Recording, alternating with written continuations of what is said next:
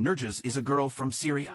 Nurjaz was taken away by social services 3 years ago. Nurjaz, who was brutally raped by her foster family. Those who are watching me needs to know the truth, what really happens to our children after they have been taken. Today Nurjaz will come on camera speaking with all her out of freedom and tell us about the torture she endured. She is breaking the silence. Hello everyone. Nurjaz is going to tell us today about the real tragedy that she has experienced since she was taken away from her family. Maybe you are going to hear it for the first time in your life. You who are watching me, you who have had your child taken away from you, you must know what happens to our children when they are taken away by social services. Let us start with Nurjaz. Good evening, Nurjaz. Good evening. How are you? I am fine, thanks. And you? Thank God. I am well. I was very happy that you contacted me. I wish more people would be as brave as you are and would express themselves. Your voice is important and it deserves to be heard. It is important for us to know what happens to you when you are taken away from your family. When was it you were taken from your family? What year? They took me in the year 2020. 2020 you were taken? Correct. Let us know the details. What were the reasons? We want to know the real reason they took you. We want to hear from you how the problems started, whether it was from the doctor, the school, or the home. Did you experience domestic violence? Was there any domestic violence? I want to hear from you what happened because millions of people are listening to you right now, and we want to understand and know what happens to our children. Please tell us what happened and how they took you. Please continue. Everything started at school. The school sent a request to social services claiming that I was being abused at home and that there were problems and violence in the house. But that was all lies. So, it was the school who reported concern to social services that you were being abused? Yes, that's correct. Was there any abuse at home? No, there was no abuse at home, not to that extent. What do you mean by not to that extent? Can you explain to us how it was not to that extent? Did your father hit you or raise his voice? Not all abuse is physical. My father didn't hit me, but he always used to tell me what is right and what is wrong, what I should do and what I shouldn't do. He always would tell us from wrong to right. So, he didn't hit you? He didn't hit me. So, he only told you what is right and what is wrong. Is that correct? Yes, that's correct. What was the reason for the school to send a report to social services? How did they come up to that conclusion? It all started when I heard about my brother's death. I was only 14 years old back then. How did your brother die? I heard my parents talking about my brother's death while I was in my bedroom. My situation deteriorated and my mood became increasingly unhappy. I became depressed after my brother's death, which was obviously noticed at school that day. So, you loved your brother very much? Yes, I loved him very much. He was my brother. There was no one better than him in the world. I was very attached to him. So you were in a deep sorrow after hearing the death of your brother? Yes. What happened then? The teacher noticed that I wasn't feeling well, and I felt bad. They thought there was abuse at home, but there was no abuse at home. So, they imagined that there was abuse after they saw you grieving, because your brother passed away. He was younger than you, wasn't he? Yes, he was a year and a half younger than me. So you are depressed and they suspect abuse, so they made a report to social services, right? Yes, that's correct. What happened after they reported their concerns? Following the report of concern to social services, I was interviewed many times, 1,000 times figure of speech. At school without my parents being aware. Additionally, they contacted me on my phone without my parents' knowledge. Social services carried out various actions, of which my parents were not notified of. Tell us what happened. We want to hear it from you. They wanted to protect me from my parents, but my parents had done nothing wrong. Nothing. However, they couldn't protect me from the Swedish family, and the man who sexual assault and raped me. Social services couldn't protect me from him. The old man who raped you?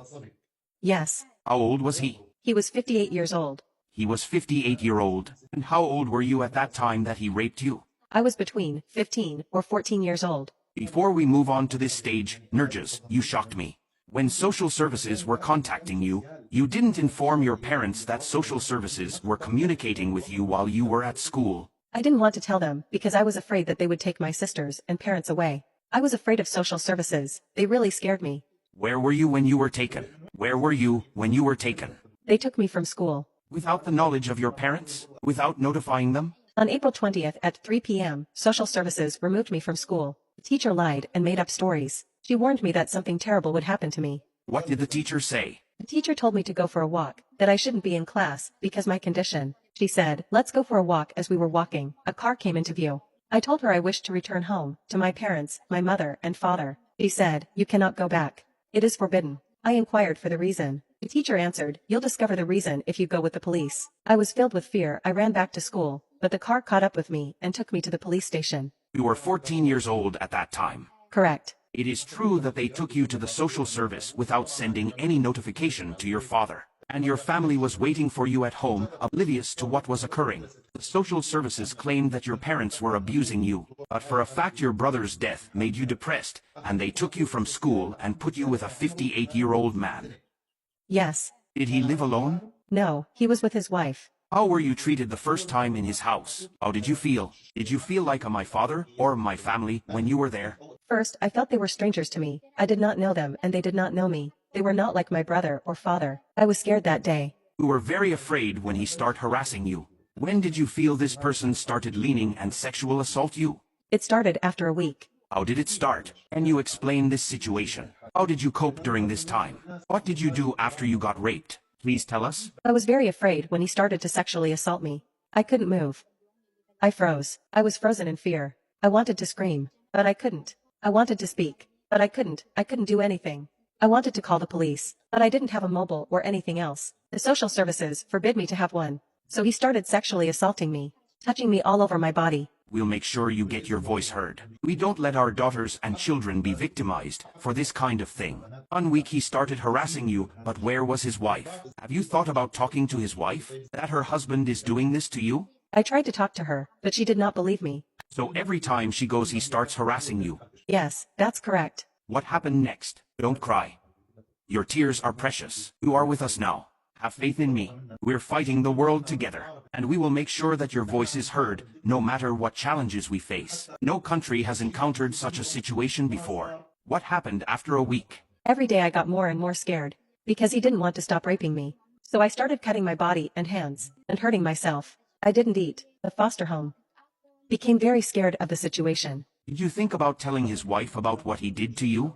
I spoke to his wife, but she wouldn't listen to me. She didn't want to believe me or offer me protection. I told her I couldn't live with him, but she promised I'd be safe because he wouldn't hurt me. She compared our relationship like father and daughter. You were 14 years old? I tried to explain how I felt at home with him, that I was scared and uncomfortable, but she didn't believe me and assured me that I wouldn't be treated unfairly. And then what happened to you? He raped me.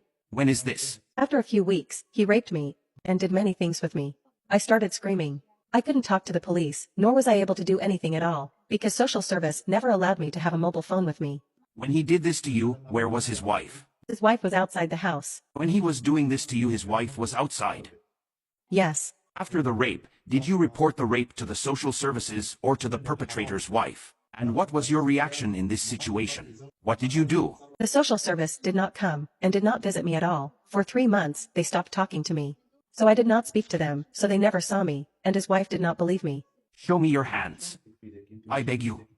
Show me. In the name of God, let your voice be heard until it reaches the ends of the world. You are our children. What is happening to you? What is happening to this country? And when we tell people our children are being raped, nobody believes us. Let me see your hand. Let me see your hands. Show me. Leave the phone. Zoom in a bit. What did you do to yourself? This is severe. What did you do to yourself? Why did you do it? After everything he did to me, and after everything that happened with that man, I tried to commit suicide multiple times. You tried to commit suicide after all this happened? Yes. Why did you try to kill yourself? And you are in a country of laws? A country of laws? Are you in a country of law? Nobody follows the law. You told them this man raped you when you were 14 years old. Did they put him in prison? No.